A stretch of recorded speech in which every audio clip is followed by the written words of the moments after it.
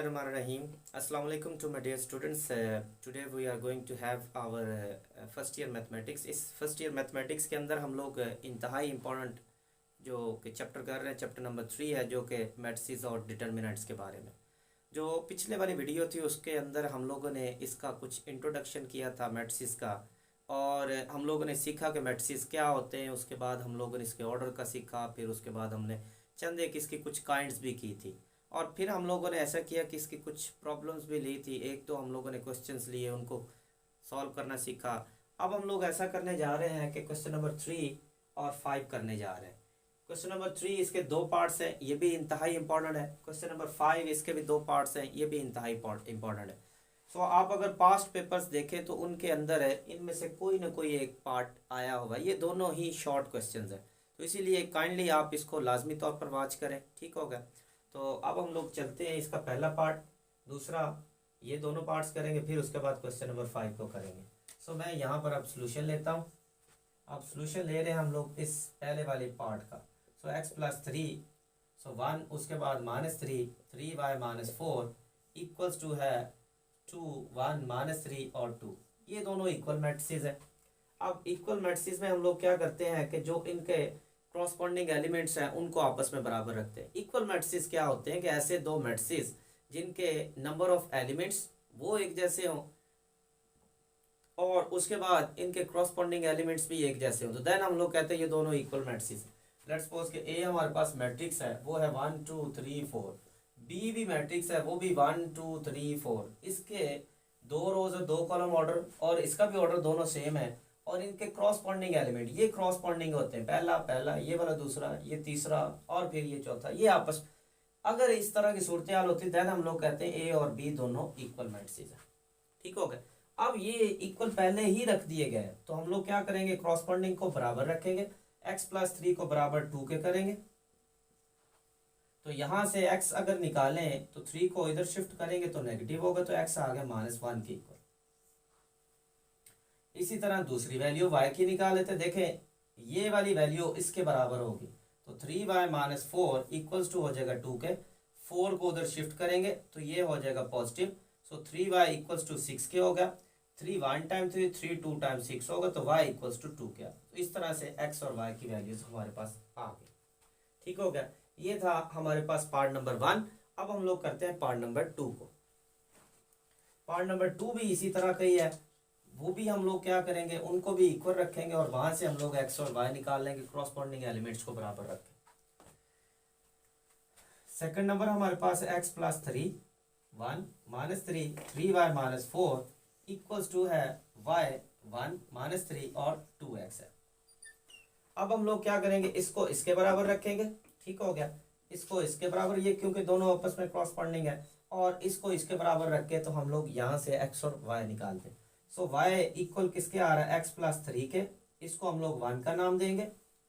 दूसरे हमारे पास क्या आ रही है, 3y - 4 इक्वल्स टू 2x के, इसको हमने 2 का नाम दे दिया।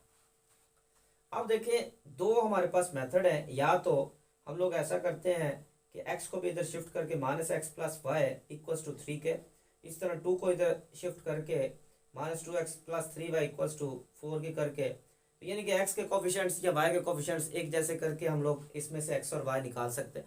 या फिर दूसरा मेथड ये है कि देखिए यहाँ पर हमारे पास 1 में y बराबर किसके, x + 3 के, ये वैल्यू यहाँ पुट करें 2 के अंदर।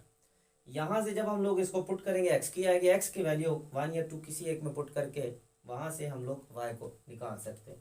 तो हम लोग लिखते हैं put y = x + 3 in equation number 2। सो यहाँ जहां पर y है उसकी जगह x + 3 को पुट कर दे, तो 3 को अंदर मल्टीप्लाई करेंगे, 3x + 9 - 4 इक्वल्स टू है 2x। सो 9 - 4 तो ये बच जाता है 5 equals to 2x। So 2x को इधर शिफ्ट करेंगे तो माइनस का हो गया, और 5 को इधर राइट पर शिफ्ट करेंगे तो नेगेटिव का होगा। 3x - 2x, तो ये बच गया x इक्वल्स टू -5 के। तो ये हमारे पास x की वैल्यू आ गई। यही वैल्यू हम लोग 1 के अंदर पुट करेंगे तो हमारे पास y की वैल्यू आ जाएगी। तो इसको जब हम लोग इसके अंदर पुट करेंगे, आपने लिख लेना है putting x = -5 in 1। So y equals to हो जाएगा -5 प्लस 3, सो y बन गया हमारे पास -2 के इक्वल। तो इस तरह से हमारे पास x और y की वैल्यू आ चुकी है जो कि हमें रिक्वायर थी। अब हम लोग इसका क्वेश्चन नंबर 5 करते हैं, जो कि ये भी क्वेश्चन जो है इसी के साथ रिलेट करता है, लेकिन थोड़ा सा एक उसने और इसमें एडिशन की है, ये वाली वैल्यू इसके अंदर ऐड की है। तो हम लोग क्या करते हैं, पहले इसको 2 से मल्टीप्लाई कर लेते हैं, ये वाली वैल्यू वैसे ही लिखेंगे। जब 2 से मल्टीप्लाई करेंगे 2 2x 2y, फिर 2 0 4 हो गया, -2 इक्वल किसके होगा 4 -2 3 1 6 और 1। इन दोनों को पहले ऐड करते हैं। 2 + 2 कितना हो गया 4, 0 + 2x तो 2x, x को 2y में ऐड करेंगे तो x + 2y, 1 में 0 ऐड किया तो 1, y में 4 ऐड किया तो y + 4, 3 में -2 किया तो 1 बच गया, इक्वल्स टू हो जाएगा हमारे पास 4 -2 3 1 6 1। अब देखिए यहां से हमने x और y को फाइंड आउट करना है। ये वाली वैल्यू इसके क्रॉसपोंडेंस ये है, सो ये 2x इक्वल्स टू -2 के हो गया, तो ये x इक्वल्स टू हो गया -2/2, तो 2 इधर लाके डिवाइड करेंगे, 2 1 टाइम 2, तो x इक्वल हो गया -1। इसी तरह ये वाली वैल्यू इसके बराबर होगी। अब जरा गौर करें, इसमें x + 2y है, यहां पर y + 4 है, हमें सिर्फ y की वैल्यू चाहिए क्योंकि x की वैल्यू तो आ चुकी है। इसका मतलब ये लेने की जरूरत नहीं है, क्योंकि यहां से हाँ आएगा, इसको चाहे ले लें इसको ले लें, एक ही आपको वैल्यू मिलेगी, एक ही तरह के आएगा, इससे कोई मसला नहीं होगा। लेकिन ये होगा कि कैलकुलेशन में थोड़ी सी आपको यहाँ से ज़्यादा करनी पड़ेगी, यहाँ से इतनी कैलकुलेशन नहीं करनी पड़ेगी। हम लोग ऐसा करते हैं, इसको इसके बराबर रख लेते हैं, y + 4 = 6 के, तो y = 6 - 4, सो y बराबर आ जाता है 2 के। सो यूँ हमारे पास x और y की वैल्यूज आ चुकी हैं। उम्मीद है आपको समझ आई होगी। अगर फिर भी आपको कोई मसला हो तो आप कमेंट्स में जाके मुझे कमेंट करें, वहाँ पर लिखें और मैं लाजमी तौर पर आपको उसका जवाब दूंगा, ठीक होगा। एक वीडियो भी मुझे बनानी पड़ी तो मैं ज़रूर बनाऊंगा।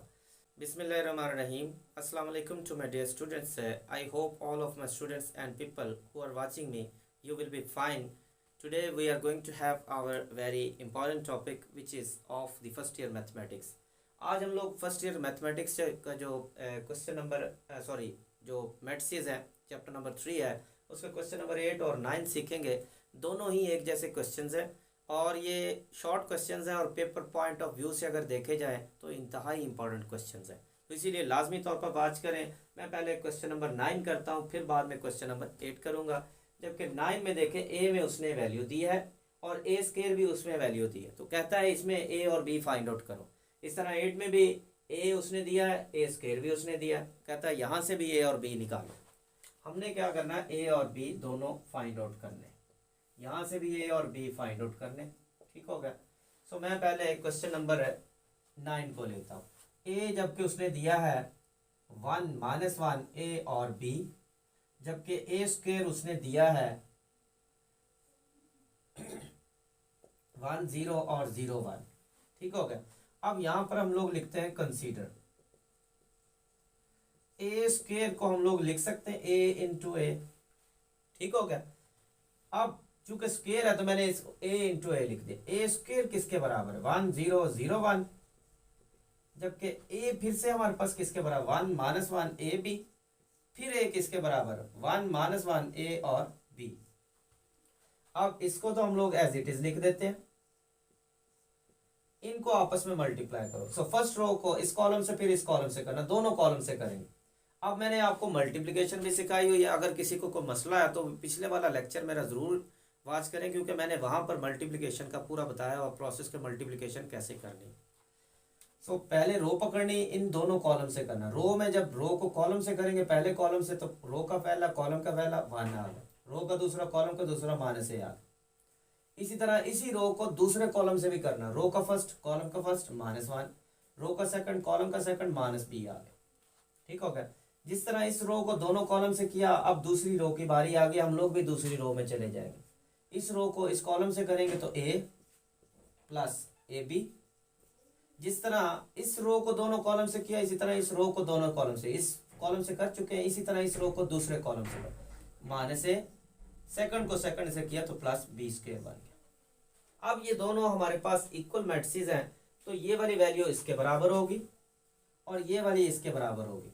यानी कि हमारे पास 1 बराबर 1 माइनस ए के हो जाएगा। दूसरा हमारे पास है 0 बराबर है -1 माइनस बी के होगा।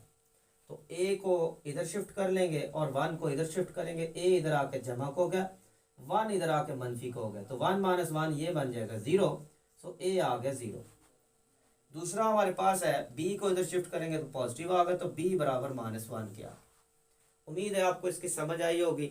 इसी तरह का क्वेश्चन नंबर जो 8 है वो भी आप कर सकते हैं, अदरवाइज मैं आपको करवा देता हूँ। चले मैं ही करवा देता हूँ।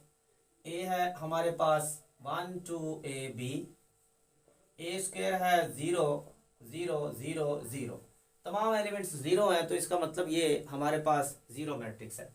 अगेन उसी तरह हम लोग क्या करेंगे, कंसीडर ए स्क्वायर को लिख देते हैं ए इंटू ए। अब ए स्क्वायर हमारे पास है 0 मैट्रिक्स, ए की भी वैल्यू पुट करेंगे 1 2 ए बी, फिर से ए की पुट कर देंगे 1 2 ए बी। ये हमारे पास आ गया 0 0 0। इनको मल्टीप्लाई करेंगे इस रो को कॉलम से, फिर इस रो को दूसरे कॉलम से। सो फर्स्ट 1, सेकंड को +2a, इस तरह इस रो को इस कॉलम से करेंगे 2 + 2b, फिर इस दूसरी रो को दोनों कॉलम से करेंगे तो a + ab। यहाँ पर मैंने मल्टीप्लिकेशन की है तो इसीलिए मैं जल्दी से कर रहा हूँ ताकि हमारे पास जो टाइम है वो बच जाए। फिर दूसरी रो को दूसरे कॉलम से करेंगे जिस तरह पहले कॉलम से, फर्स्ट को फर्स्ट से 2a, सेकंड को सेकंड से +b²। अब इसी तरह ये वैल्यू इसके बराबर है और ये इसके बराबर है। सो 1 + 2a = 0 के हो गया। सो 2 + 2b ये भी बराबर 0 के हो गया। तो यहाँ से 2a इक्वल हो जाएगा 1 इधर माइनस हो गया, a बराबर -1/2, 2 इधर डिवाइड होगा क्योंकि इधर मल्टीप्लाई हो रहा है। सो इसी तरह यहाँ पर 2b, तो 2 इधर आके मनफी हो गया। सो b आ गया -2/2, तो 2 1 टाइम 2, b आ गया -1 के इक्वल। तो इस तरह से हम लोगों ने क्वेश्चन नंबर 8 और क्वेश्चन नंबर 9 दोनों को सीख लिया। उम्मीद है आपको समझ आई होगी। अगर फिर भी कोई आपको प्रॉब्लम हो तो आप लोग मुझे कमेंट्स में जाकर कमेंट करें, मैं इंशाल्लाह आप लोगों को ज़रूर उसका रिस्पॉन्ड करूँगा, उसका सलूशन भी दूंगा। अब हम लोग इंशाल्लाह नेक्स्ट मिलेंगे, नेक्स्ट वीडियो के अंदर हम लोग नए क्वेश्चंस करेंगे। तब तक के लिए मुझे इजाज़त दीजिए।